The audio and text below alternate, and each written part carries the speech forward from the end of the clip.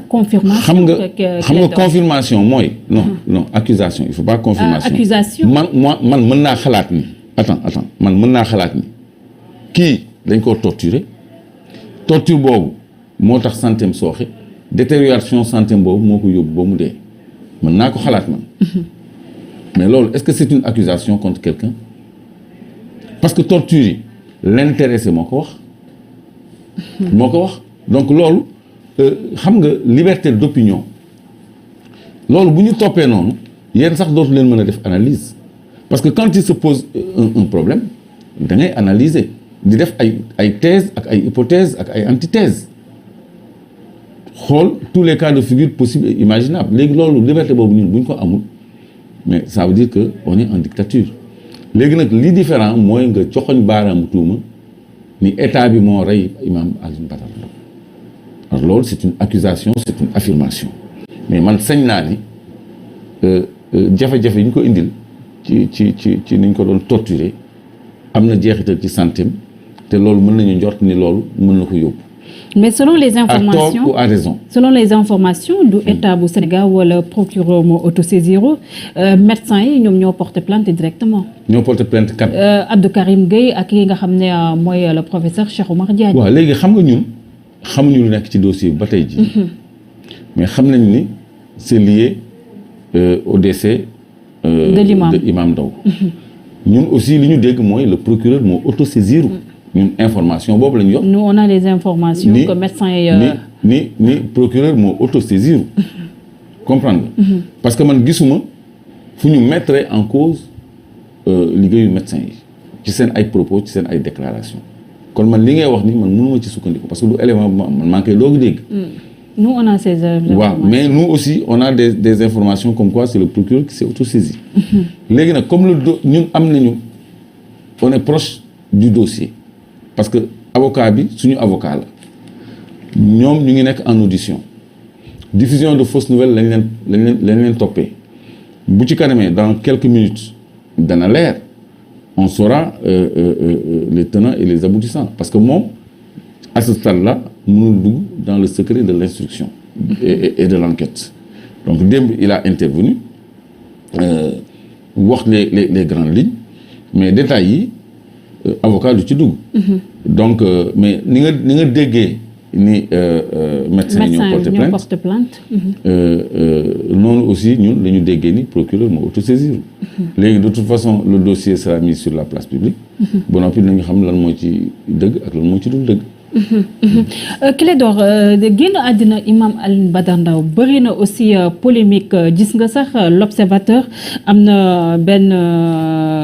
une bu mu ci defoon après le décès di xam le ne sax ñii di famem buggantoon kii di Imam Alioune Ndao dem foofu lee si France dem faju ju gis neen aussi sax le professeur Cheikh Oumar Diagne yëkkati ay kàddu yooyu noonu par rapport ak di dem bay rappeler sax décès ki nga xam ne moo nekk Yasser Arafat mu mel ni comme ba tey la France wala sax système français dañ leen xaw a aussi duut baaraam par rapport ak li nga xam ne mooy kàddu yi nga xam ne Imam Alioune Ndao da loon ko yëkkati rek di ñaawlu li nga xam ne mooy la colonisation aussi les médecins au Sénégal aussi ñu mel ni comme par rapport à ce décès aussi surtout l'hôpital Fann parce que dem nañ ba yëkkati di tudd wàllum franc-maçonnerie ñu koy taf ak li nga xam ne mooy hôpital Fann mu mel ni comme fu mu toll nii il y a deux Sénégalais ñi nga xam ne dañoo am confiance ci système bi ak ñi nga xam ne amuñ confiance qu'est-ce qui justifie cela bu ñu demee ba léegi dañuy gis ne carrément autopsie à chaque fois day ñëwaat ci suñu ay mort gis ne le François Mancabou aujourd'hui c'est l'imam Alioune Ndao avec ses lots d'arrestation. Attends, il faut faire la part des choses. Il faut qu'on enlève la franc-maçonnerie de ce débat parce que bokku ci léegi la famille. mais c'est am na droit voilà. non ça n'a rien à voir avec la franc-maçonnerie. La famille am na droit choisir fu mu bëgg a yóbbu malade am ak ay seen entourage kon loolu c'est un libre choix. Abdou Karim il a refusé d'aller en France il est allé se soigner en Allemagne c'est pas la première fois. Karim France nañ ko bëggoon a yóbbu. mais Allemagne la dem fajoo ji parce que wóolul France mais ma fàttali dans notre lutte contre les LGBT une association de LGBT français a saisi le ministère de l'Intérieur français cité nommément ay tur ni ñooñu warut ñoo dugg France loolu yëg nga ko wala da nga ko fàtte oui. man du ci laa bokkoon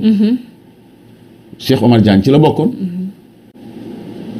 Imam Alioune Badara Ndao ci la bokkoon donc ñun bu fekkee ni dañoo tudd ni ñun compte tenu valeurs yi ñuy défendre ñu requérir du ministère français que ñun ñu def ñu persona non grata en France mais est-ce qu'on va aller se soigner là-bas quand même parce que ñun dañu nekk ci benn combat aussi ñun on n'est pas des lambda ànd sàmm jikko yi c'est pas n'importe quoi association parce que Imam Alioune Badara Ndao c'est le coordonnateur régional de Kaolack et le coordonnateur du centre est qui regroupe 4 régions dans ànd sàmm jikko yi da cay def liggéey bu mucc ayib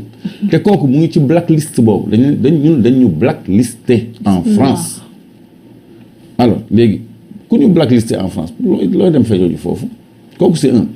la confiance ça ne s'impose pas nit ki mënoo ko ni da ngay wóolu France par force wala da ngay wóolu kii par force nit ki moo am son libre choix bu fekkee ni da ciy loru mu xam ni responsabilité mais loolu nañ ko nangu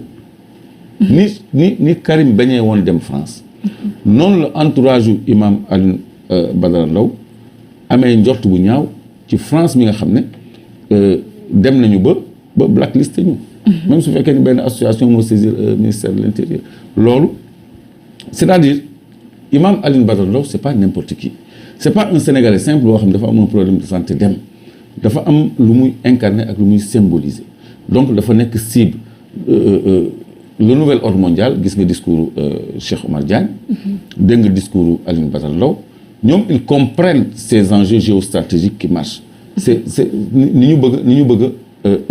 détruire les valeurs à travers le monde et ñoom ils s'érigent contre ça. Il faut rappeler aussi wàllum terrorisme lañ ko accusé woon puis relaxé bien vrai que après. non loolu boo koy fàttali da ngay wax ni fen gu rëy guñ ko fenaloon la parce que yoon ci boppam moo dem ni dafa juum dañu gëmloo woon ni Imam Alioune Badara Ndao day wax ak ay waa Boko Haram dafa am ay téléphones satellitaires dafa am ay millions de dollars mooy ay milliards ci këram et tout ça s'est avéré être des mensonges kon dañ ko tooñ te moom da leen baal contre l'avis de ses avocats dégg naa maître Moussa Sarr di ko mettitlu maître Massokhla Kane di ko mettitlu dafa waroon topp état bi jusqu'au bout pour que nul n'en ignore pour que yu mel nii mu bañ a amati mais moom ci yërmandeem moom baal na leen kon affaire terrorisme boobu buñ ko fi indi parce que yoon moo ni Imam Alioune Badara Ndao n'est pas un terroriste loolu day wane tuuma mooy lu dul dëgg li ñuy teg ci deru nit ñi di gàkkal seen der di leen tooñ man mbir mi dafa mel ni sax mu may doog gën a metti gannaaw bu mu déddoo àdduna ñu wax Alioune Badara Ndao di wax terrorisme c'est un imam bi nga xam ne critères yi war a dajale ci imam yëpp remplir na ko taxaw na taxawaay boo xam ni teg na nit ñi ci yoon bi nga xam ne moom la yonente alayhi salaatu wasalaam tracé te ci yoon boobu la imam war a teg nit il s'est battu toute sa vie pour diine pour diine pur ba nga xam ne ñi nga xam ne ñemewuñu dëgg googu dañ ko xaw a noonu même buñ ko fësalu donc bu ñu waxati lillaahi wa rasuulihi Imam Badara Ndao terroriste wala ñu ni Imam Badara Ndao ma ñu tooñoon parce que dañ ko tooñ léegi pour l'autopsie lan moo tax léegi le citoyen wóolatul l'autopsie ay fait moo tax ñun tëbuñu tëb rek ni bon parce que finalement xam nga lan mooy conclusion bi autopsie bi on peut pas savoir ndax ça va être fiable ou ça va pas être fiable on s'est dit bon ils vont déclarer simplement mort naturelle parce que s'il y a un problème ils peuvent le cacher pourquoi Bignona on a tué à bout portant un jeune autopsie bu njëkk bi lu mu wax objet contendant paaka wala sémmiñ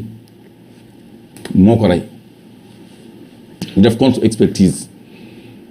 parce que famille bi gëmul loolu parce que gis nañu dañ ko dóor bal ba for étui ak yooyu tout ça c'était clair ay nit yu bëree fa nekkoon am ay témoins oculaires ñu def une seconde autopsie mu conclure à une mort par balle mu teg ko nag ci ay précisions le procureur qui avait demandé les deux expertises les deux autopsies retenir la mort par balle ki war a administrer justice ki war a àtte nee na du paaka moo ko rey du sémmiñ moo ko rey bal moo ko rey kon ki njëkk a def ki def première autopsie bi kooku ci kaso bi la war a dee parce que il a prêté serment il a fait un parjure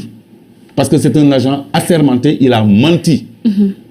léegi fen yooyu nag ñun naka la ñu mën a basé woo ci système boo xam ne day manipuler jusqu'à l'autopsie moi je peux comprendre un certificat médical de complaisance yow sama xarit nga ñu dóor la nga bëgg a 21 jours neexal yooyu lañ doon déplorer quoi mais autopsie quand même bu ñu demee bay ouvrir un corps pour xool les causes de la mort ça doit être basé sur la science et rien que la science parce que